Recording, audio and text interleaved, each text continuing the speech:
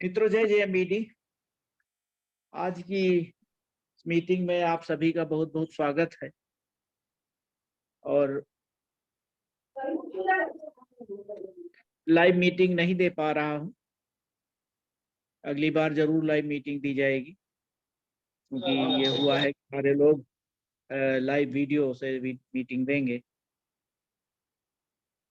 तो आप सभी का बहुत बहुत स्वागत है। और सबसे पहले परिचय, नाम रुद्रशिव मिश्रा है, लखनऊ से बिलोंग करता हूँ। वैसे मेरा मूल जनपद रायबरेली है और यहाँ लखनऊ में 42-43 सालों से 80 से मैं यहाँ रह रहा हूँ। और मैं 42 सालों तक अखबारों में ही मैंने काम किया। 17 साल की उम्र में मैं लखनऊ आ गया और दैनिक जागरण अखबार से 150 रुपए से नौकरी शुरू की और कई सारे अखबारों से होते होते नवभारत टाइम्स, स्वतंत्र भारत और हिंदुस्तान, इन सारे अखबारों में काम किया। हिंदुस्तान अखबार में भी चीफ रहा, श्रावस्ती और सीतापुर जिलों में।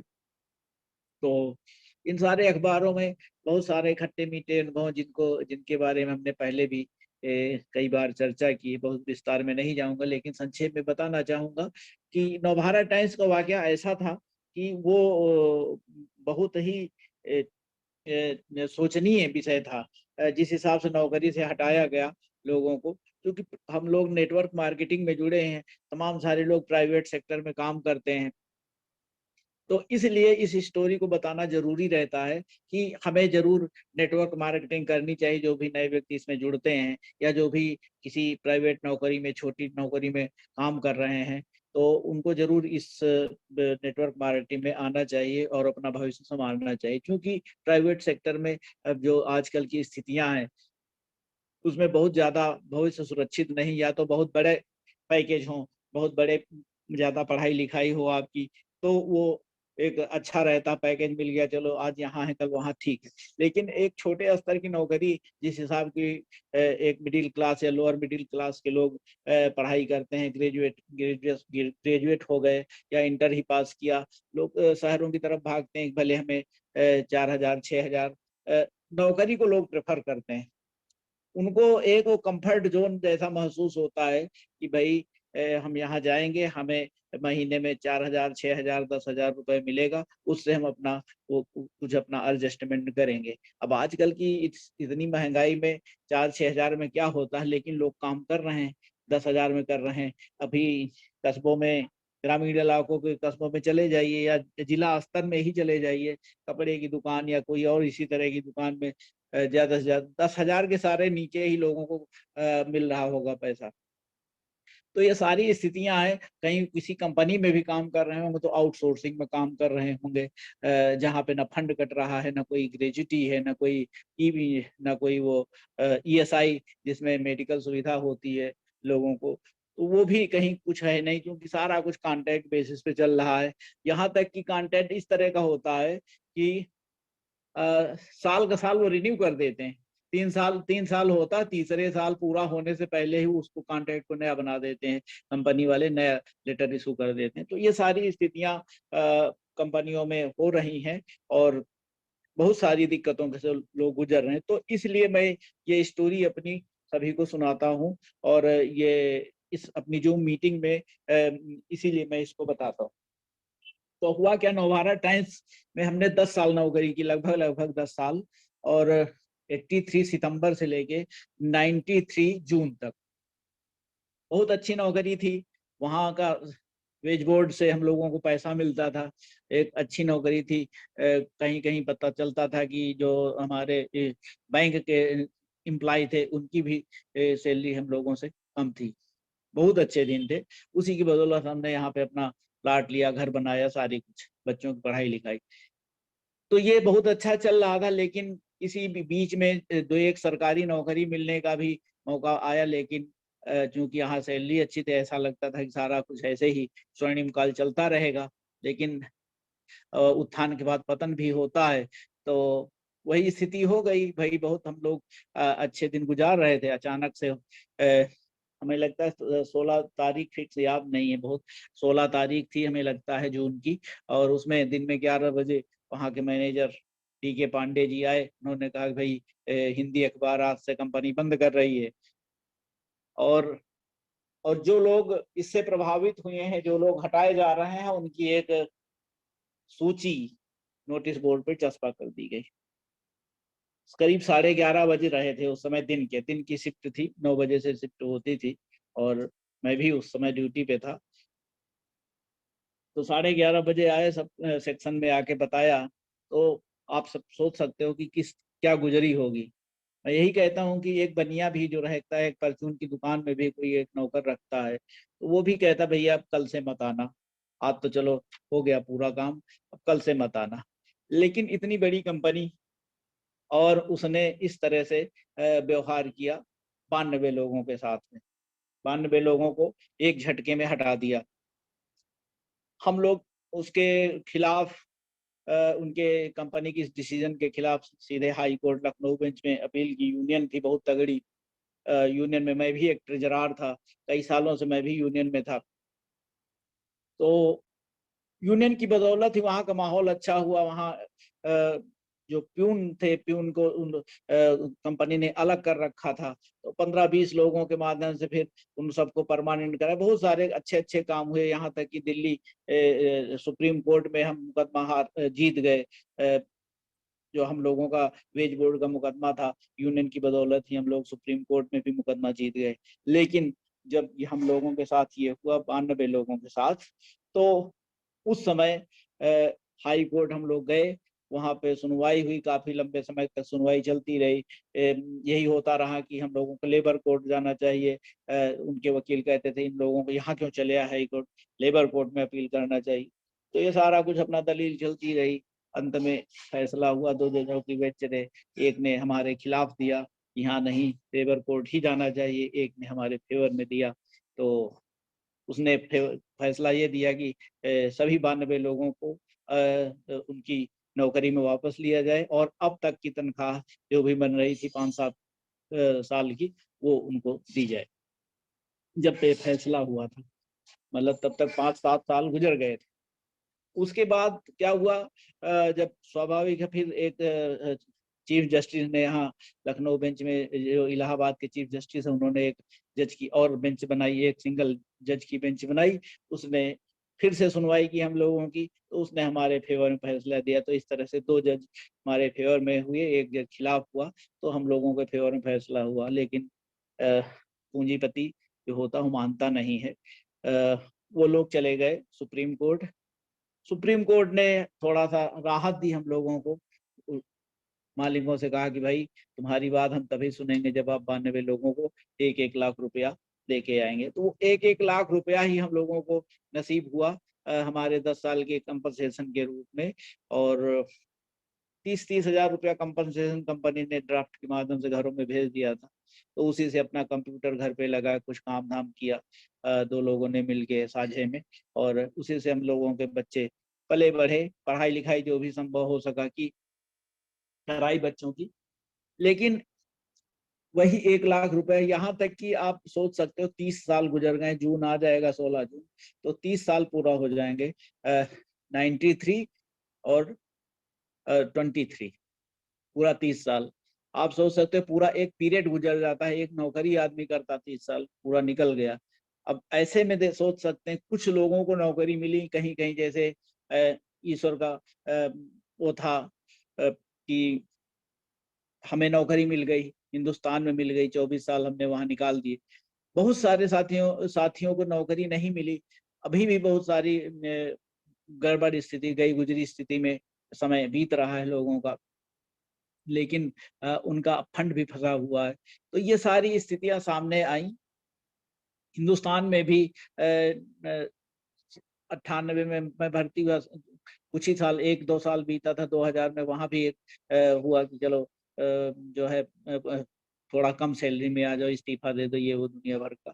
तो फिर हम लोग लेबर कोर्ट चले गए, उसमें भी हुआ कि ट्रांसफर कर दिया गया हम लोगों का, जो है 5 लोगों का, सबका तो कर नहीं सकते थे, काम बाधित हो जाता। तो 2 लोगों का गोरखपुर, 2 लोगों को बनारस, 1 लोग को गोंडा, इस तरह से अपना थोड़ा सा डिवाइड कर दिया। लेकिन बाद में धीरे धीरे करके सारा मामला शांत हुआ, सब लोग वापस आ गए अपने अपने जगहों पे, लखनऊ आ गए। लेकिन एक बात और मैं कहूँगा कि जो भी लोग थे उनको सभी कोई रिटायरमेंट की स्थिति तक नहीं पहुंचा। सभी को कोई ना कोई स्थिति से अपना बीआरएस या कुछ इस तरह की, 5 लोगों की जहां तक बात है, सबको अपना हटाया गया। लेकिन मैं ही एक सौभाग्यशाली तक, मुझे पूरा सेवा काल मिला और रिटायर हुआ सम्मानजनक स्थिति से। तो ये हमारा थोड़ा सा परिचय रहा। और जेएमबीडी की जहां तक बात है, जेएमबीडी रिटायरमेंट के बाद हमने जो हमें कुछ फंड से और मिला, हमें ग्रेजुटी वगैरह मिली, तो कुछ हमने प्रोविडेंट फंड उसमें म्यूचुअल फंड में और शेयर मार्केट में पैसा लगा दिया। तो एक दिन पंकज सर से बात हुई। पंकज क्योंकि पहले से हम लोग परिचित थे, जो पुरानी कंपनी थी जिसमें हम लोग काम करते थे, तो वहां से हम लोग परिचित थे। दद्दा जी से भी बहुत अच्छी तरह से परिचय था, और रमेश सर और पंकज सर से था ही। तो आईडी हमारी पहले से लगी थी, लेकिन काम धाम नहीं होता था, वो ऐसे ही पड़ी हुई थी। तो पंकज सर ने एक दिन आके चाय पे हमारे घर पे आए, चर्चा हुई कि भाई अब तो रिटायर हो गए, अब कुछ करिए। तो उन्होंने हमने कहा कि अब तो भाई हमने जो पैसा था शेयर मार्केट में लगा दिया, हम कैसे इसमें, क्योंकि डे ट्रेडिंग भी थोड़ा बहुत मैं करता था, तो उसमें देखना पड़ता था कि भाई कहाँ जा रहा शेयर मार्केट, तो थोड़ा बहुत। तो मैंने पंकज सर से कहा कि सर ऐसे कैसे, हमारे पास हाँ 2 दिन का समय है, सैटरडे संडे 2 दिन हम कर सकते हैं, क्योंकि उस 2 दिन शेयर मार्केट नहीं रहता, या जिस दिन हॉलीडे होता उस दिन हम कर सकते हैं। पंकज सर ने कहा कि नहीं ठीक है, 2 दिन ही बहुत है, 2 दिन से धीरे धीरे शुरू करके काम बढ़ता गया, हर जगह उनका सपोर्ट मिलता गया।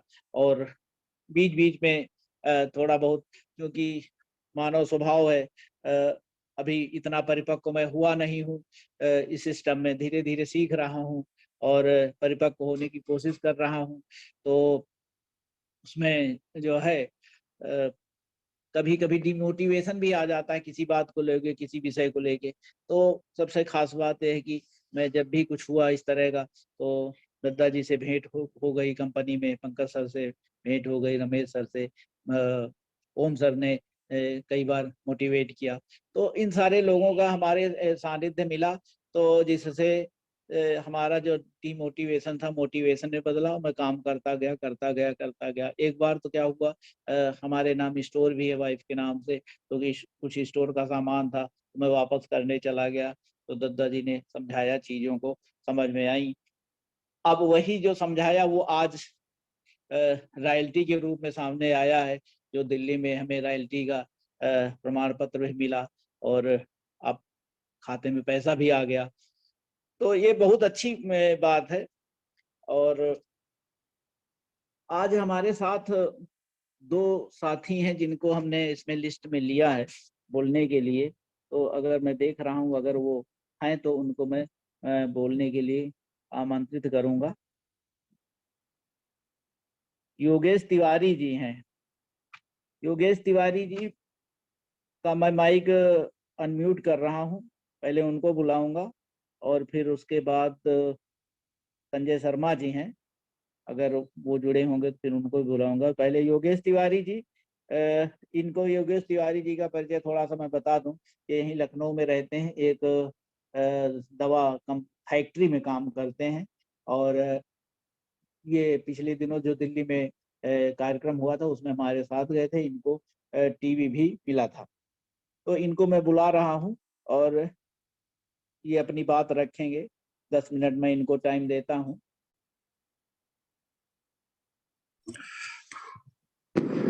हेलो, जय जेएमबीडी साथियों।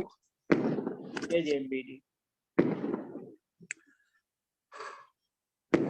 दूसरी बार जूम मीटिंग में अपनी बात रखने का मौका मिल रहा है।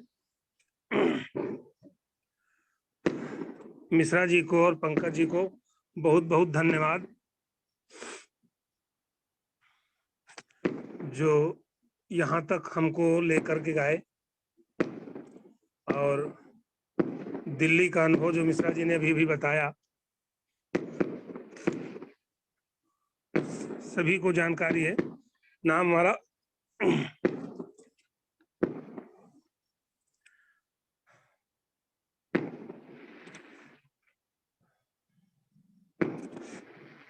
पंकज जी को, मिश्रा जी को बहुत बहुत धन्यवाद। और उस जेएमबीडी महानायक अवतार जी को बहुत बहुत बहुत धन्यवाद देना चाहूंगा, जो हम सबके लिए प्रेरणा बने हुए हैं और उनसे हम सभी को उनसे प्रेरणा लेनी चाहिए। जेएमबीडी, जैसे कि मिश्रा जी ने कहा कि उनकी आईडी काफी समय से लगी, तो यही स्थिति हमारे साथ भी है। हम भी प्राइवेट 3 साल से कोरोना काल के समय से हम जो है, इससे पहले कोरियर कंपनी में मैंने 13 साल काम किया। प्राइवेट कंपनियों, प्राइवेट सेक्टर का सब जगह वही हाल है। आज स्थिति जहाँ पे हम काम कर रहे हैं वहाँ का भी बुरा हाल है। तो कहना इतना है कि अगर हम इस नेटवर्क मार्केटिंग से जुड़ते हैं तो इन लोगों का, पंकज जी का भी बहुत बहुत सहयोग है। कल इलाहाबाद की तैयारी है जाने की, कह रहे थे पंकज जी कि इलाहाबाद चलिए, वहां पे कुछ आपको मोटिवेशन मिलेगा, चीजें समझेंगे। तो कल हम प्रयास करेंगे कल वहां के जाने के लिए। और अवतार जी के लिए हम कहना चाहेंगे, भाई जन्म तो सभी लेते हैं, अवतार जी जो दूसरों को तार दे, वो ऐसा अवतार के बारे में हमारे हिंदू धर्म में बहुत सारी अवतारों का चर्चा है।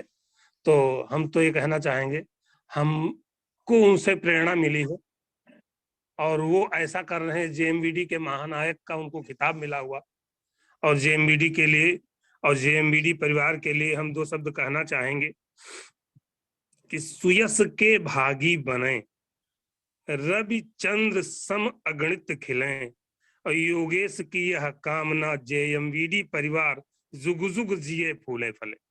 ये ऐसी ऐसी ईश्वर से मंगल कामना है हमारी कि स्थितियां ऐसी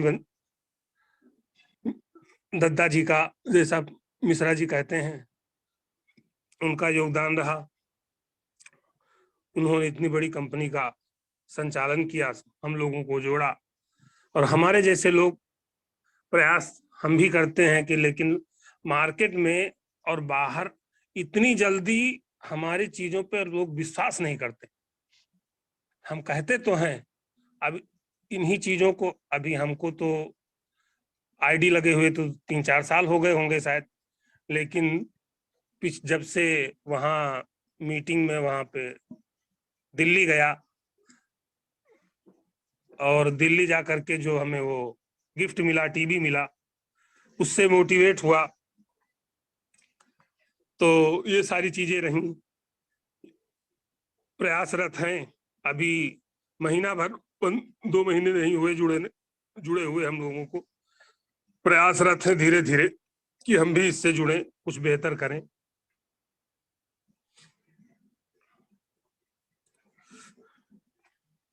यही चीज है, अपना अनुभव सभी लोग कहते हैं।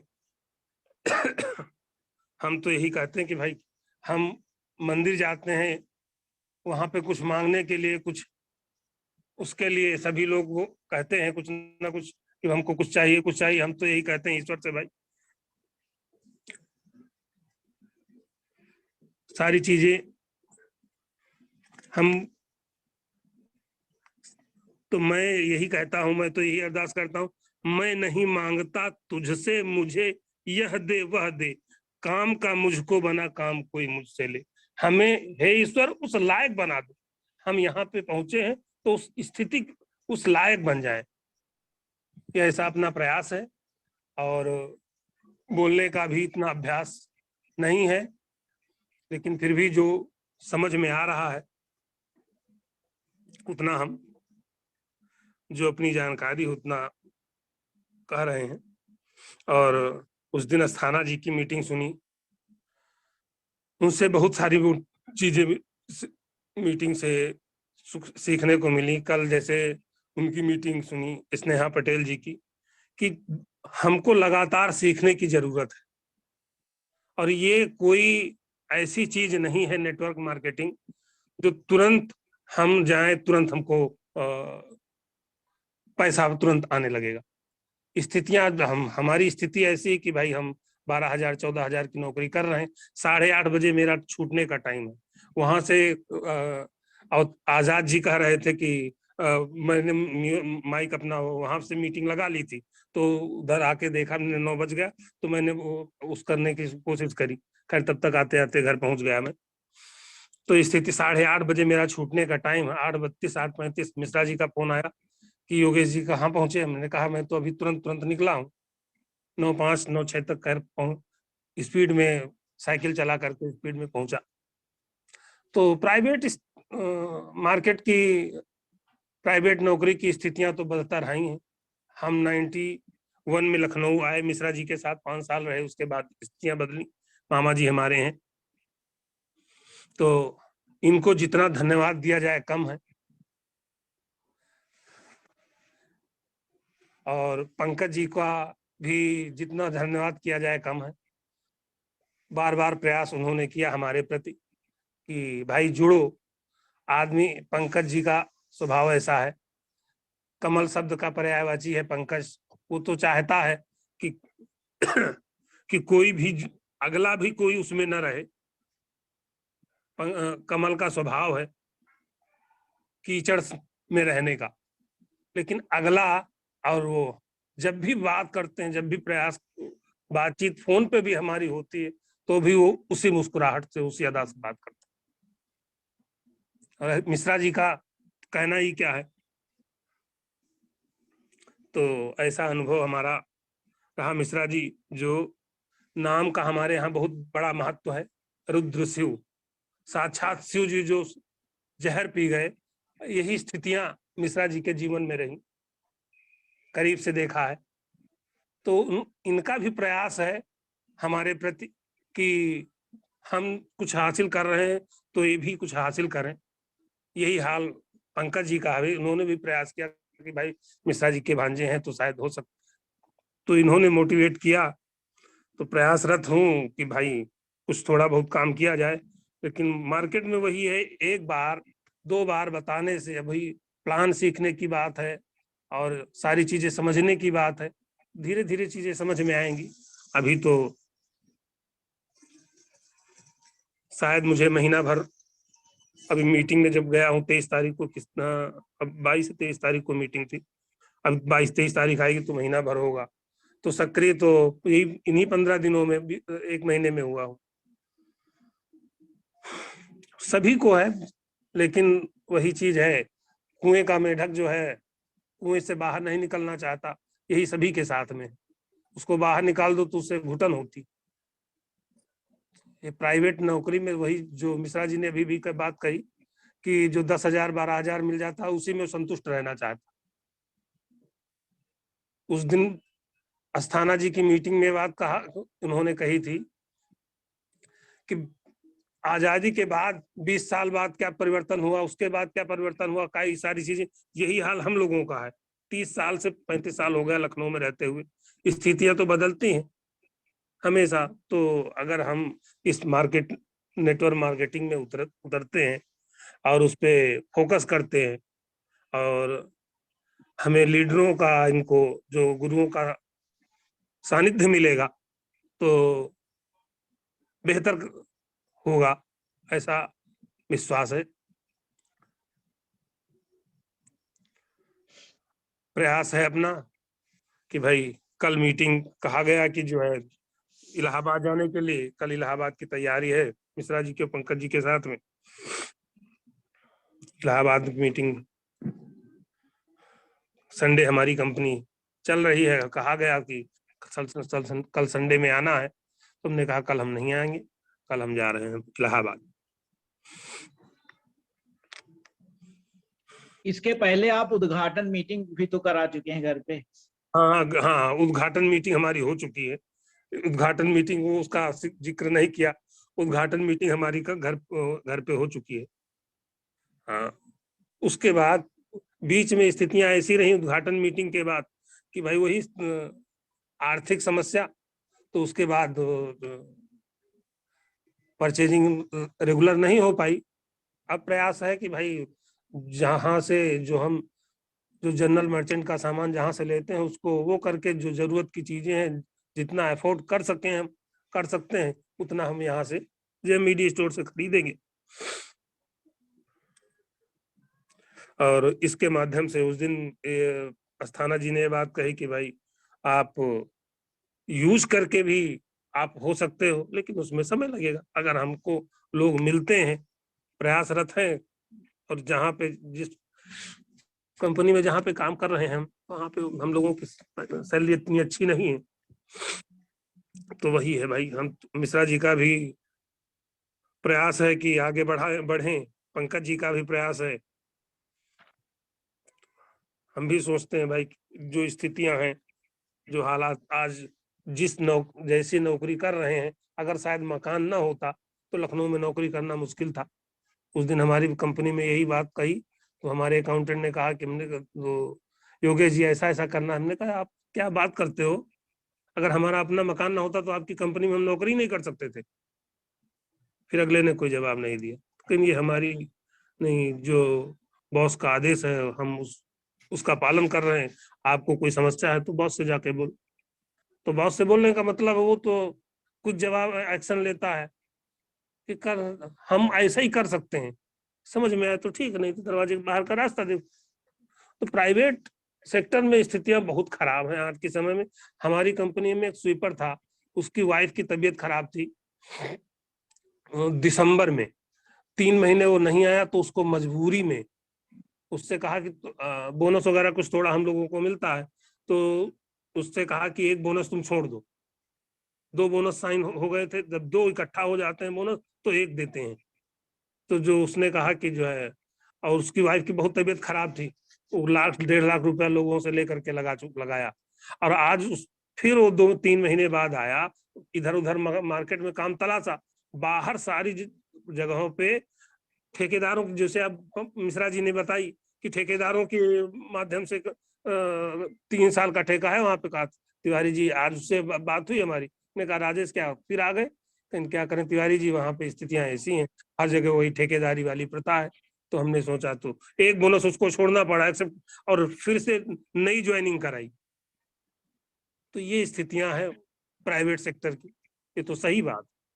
लेकिन जब हम जैसे हम इस स्थिति को समझें, ऐसे लोग समझें हमारे साथ में जुड़ने वाले, तो संभव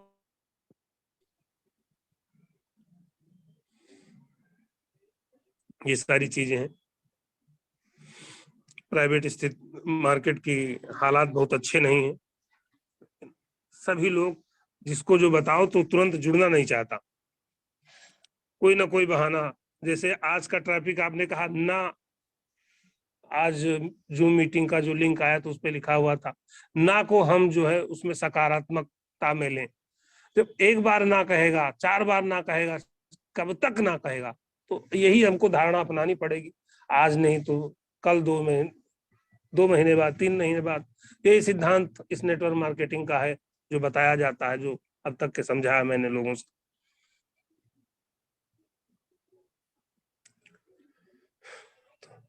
इसी से अपनी वाणी को हम विराम देना चाहेंगे।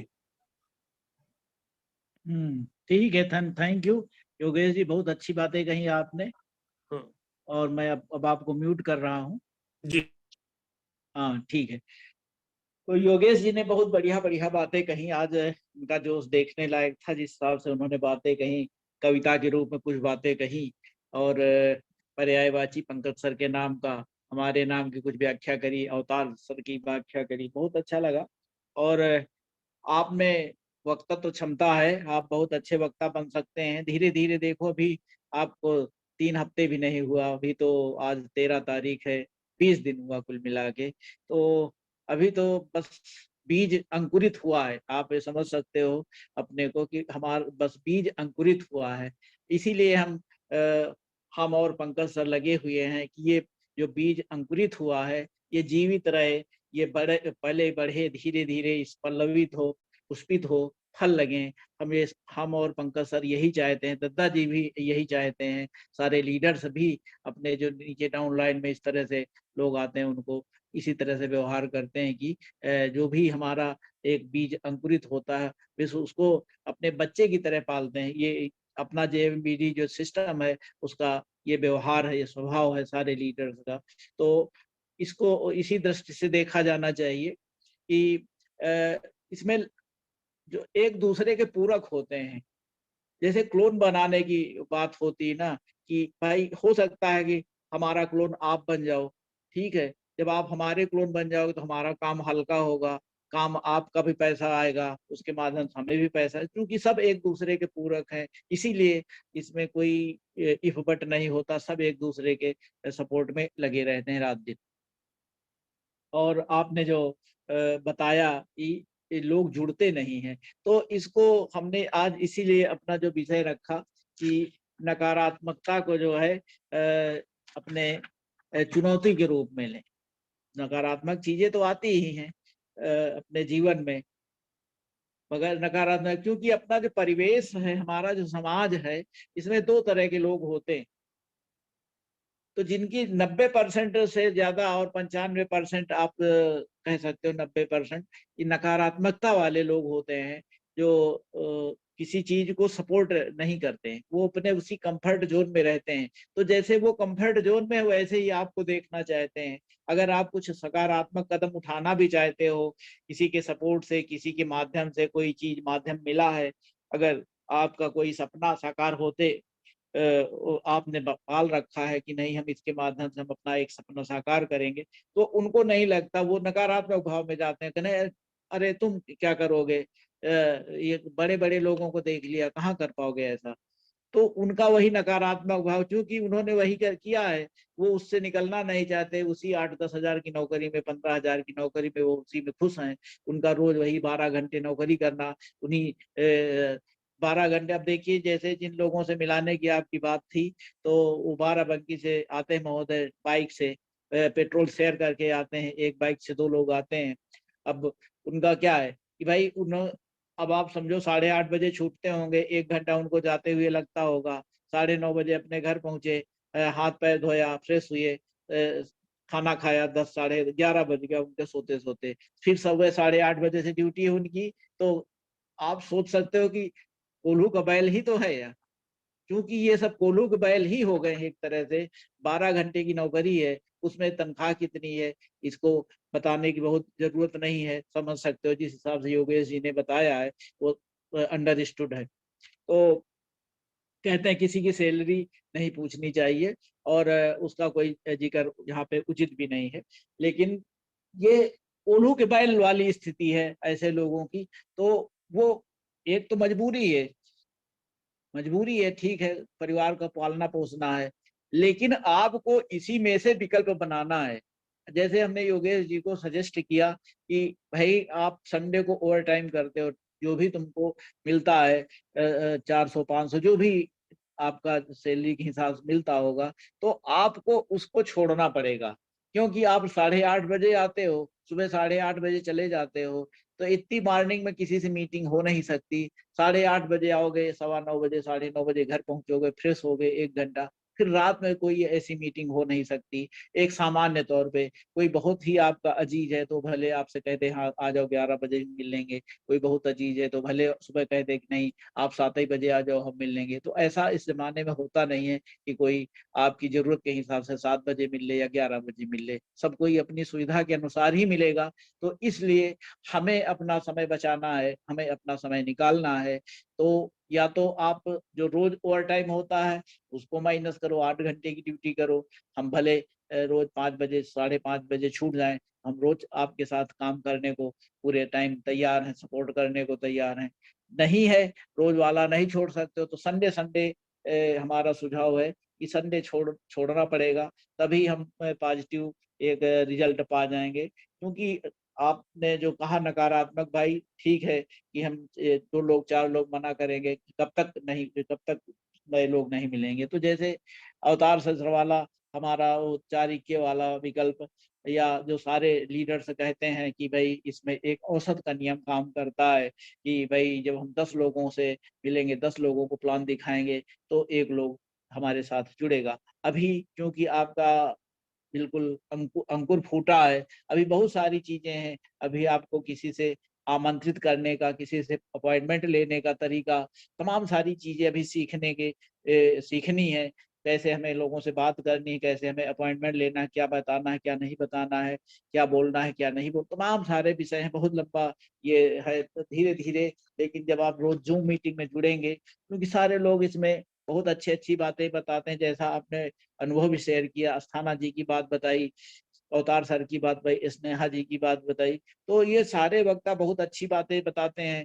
तो जिससे आप खुद ही सीख, जब आप रोज इसमें 1 घंटा ट्रेनिंग लेंगे, तो धीरे-धीरे आपको अनुभव बढ़ता चला जाएगा और खुद ही आप अच्छे वक्ता बन जाएँगे। हम भी कोई यहाँ कोई, हमारा काम पत्रकारिता में लिखने का होता था, बोलने का नहीं होता था।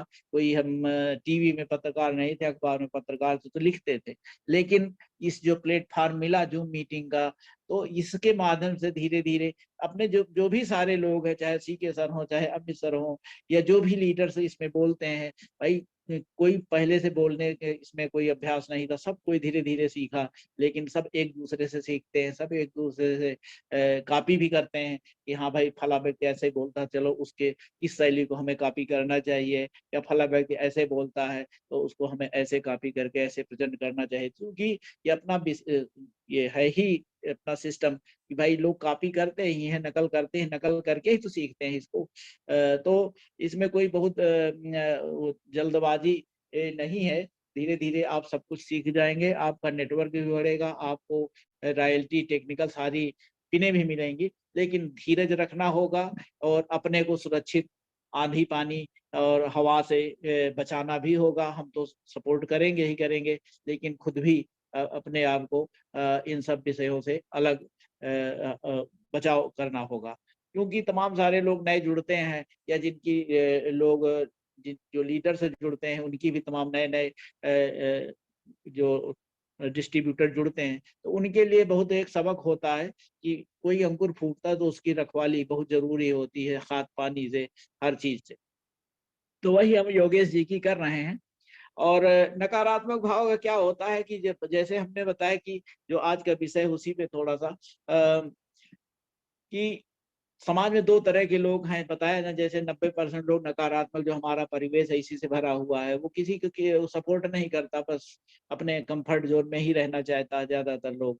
हाँ, जो कुछ लोग सफल हैं, अगर हम किसी कोई सफल व्यक्ति से, जैसे किसी हमने जो अपने परिवेश 90% वालों से कहते हैं कि भई हम अ, जैसे आज हमारी रॉयल्टी आई है, हमारी 35,000 एक इनकम आई हमारे फैमिली की, सब मिला के देखा जाए तो। अगर हम किसी इस परिवेश वाले व्यक्ति से कहें कि भई हमें हर महीने 1 लाख की इनकम लेनी है, तो वो देखेगा हमें, कहेगा वाह! अ, बहुत लोगों को देखा, बहुत लोगों को सुना, सब लोग कहते थे हम लखपति बन जाएँगे, हर साल हर महीने लाख रुपए कमाएँगे, लेकिन होता नहीं ऐसा। चलो देख लेंगे, तुमको भी देख लेंगे। तो इस तरह के ताने सुनने पड़ते हैं। इसीलिए हमने कहा कि जो आपको नकारात्मक बातें कहता है, जो नकारात्मक टिप्पणी करता है, पीठ पीछे बातें करता है, तो उसको आप अवॉइड कर दीजिए, बस सुनते चले जाइए। लेकिन वो जो कह रहा है, उसको चुनौती के रूप में लेना पड़ेगा हमें। हमें चैन से नहीं बैठना पड़ेगा, हमें अपने रातों की नींद और दिन का चैन खत्म करना पड़ेगा, तभी हम उस चुनौती का जवाब अपनी उपलब्धि से दे सकते हैं। जैसे हमें रॉयल्टी आई, अभी एक उदाहरण मैं देना चाहता हूँ। एक सामान्य सी बात है। अभी हमने एनिवर्सरी का फेसबुक पे डाला, अपने शादी की एनिवर्सरी का डाला, 39वीं का एक फ़ोटो डाला, तो हमारे जो लाइक या शेयर हैं, वो हो गए हैं 140 के आस-पास। इतने लोगों ने उसमें कमेंट किया या देखा, जो भी चीज़ है। अभी हम अपने जेएमबीटी का कोई वीडियो डालते हैं या कोई चीज़ डालते हैं, तो उसमें मरते-मरते लोग डालते हैं 4, 6, 10, बड़ी कई दिनों तक देखोगे तो शायद 10-5 हो जाए। तो ये मानसिकता है लोगों की कि शायद इसका हम लाइक कर देंगे या इसको हम कुछ कमेंट कर देंगे तो ये हमें फ़ॉलो ना कर दे। तो ये मानसिकता है लोगों की, तो इससे घबराने की ज़रूरत नहीं है। बिल्कुल घबराने की ज़रूरत नहीं है। हमें लोग मिलेंगे, इतने 140 करोड़ का देश है और सारे लोग नेटवर्क थोड़ी कर रहे हैं। कुछ ही लोग नेटवर्क कर रहे हैं, कुछ ही लोग हैं ऐसे। तो हमें लोगों की कमी नहीं है, हमें दरवाजे खटखटाने हैं। तो हम ये कह रहे थे कि तो नकारात्मक लोगों की तो बात ये है, लेकिन अगर जो पॉजिटिव लोग हैं, सकारात्मक लोग हैं, अभी जैसे ओम सर हैं या आजाद सर हैं, जिनकी एक लेवल पहुंच गई है। आजाद सर ने अभी 10 लाख का चेक हासिल किया है। उन्होंने अपना टारगेट आगे का 1 करोड़ का रखा है। जैसे सीके सर ने अभी 3 लाख से ज्यादा का चेक लिया है। अमित सर ने 2 लाख से ज्यादा का चेक। तो ऐसे जैसे इन लोगों से जैसे हम कहेंगे कि नहीं, जैसे आज हमारी 35,000 इनकम हुई है 1 महीने की, अगर हम आजाद सर से कहें नहीं सर हमें भी 10 लाख पे पहुंचना है, तो आजाद सर अंदर से महसूस करेंगे कि नहीं ये आदमी कर सकता है, देखेंगे जरूर, एक नजर डालेंगे इसमें काबिल है, लेकिन वो हंसेंगे नहीं हमारे उस पे कि नहीं ये अरे तुम क्या कर पाओगे, ऐसा नहीं कहेंगे वो। जो ऐसे गंभीर व्यक्ति जो उस ऊंचाई पे पहुंचता है, जो इस कठिनाई को झेल के जाता है, वो अनुभव महसूस करता है कि कैसे आदमी पहुंचता है। तो अगर कोई उस पे टारगेट रखता है कि नहीं हम 10 लाख की इनकम पे जाना चाहते हैं, तो वो हंसेंगे नहीं, मुस्कुराएंगे नहीं।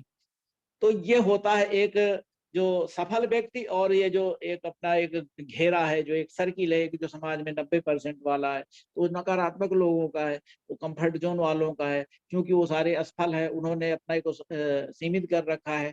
भाई हम तो इससे आगे नहीं बढ़ पाएंगे, हमारे भाग्य में कुछ है नहीं, ये सब तुम लोगों जैसे कर जो सफल हो जाता उन्हीं में से।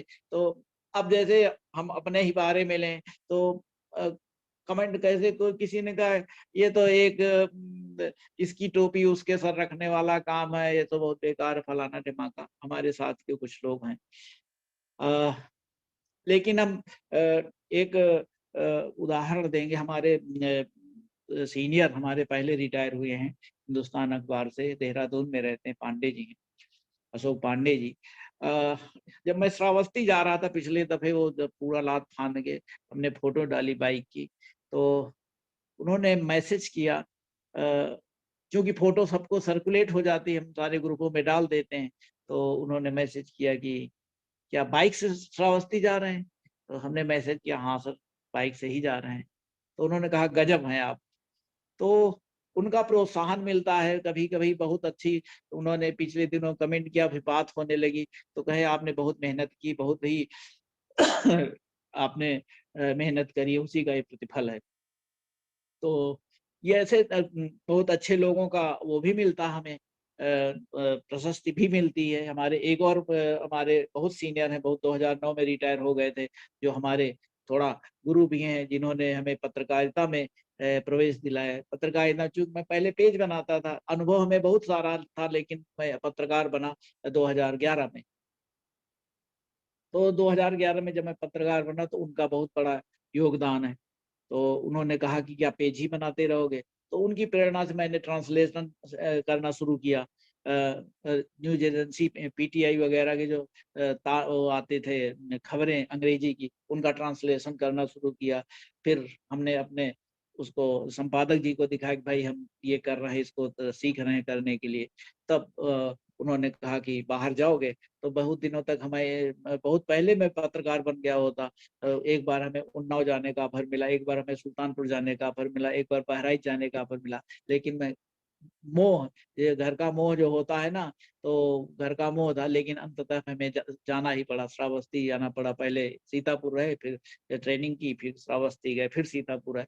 तो ये सारा होता है। तो अगर घर का मोह, कंफर्ट जोन वाली बात है, अगर घर का मोह रहेगा तो आप तरक्की नहीं कर सकते। घर से दूर ही जब रहोगे तभी आपकी तरक्की हो सकती है। तो मित्रों, देखते हैं अगर संजय शर्मा जी आए हों, जुड़े हों, क्योंकि दिख नहीं रहे थे। अगर हो तो उनको थोड़ा सा टाइम दे दें, टाइम भी खत्म होने वाला है। संजय जी का फोटो भी डलवाया था, और लेकिन वो अभी दिख नहीं रहे हैं। उनका नाम संजय शर्मा, अ,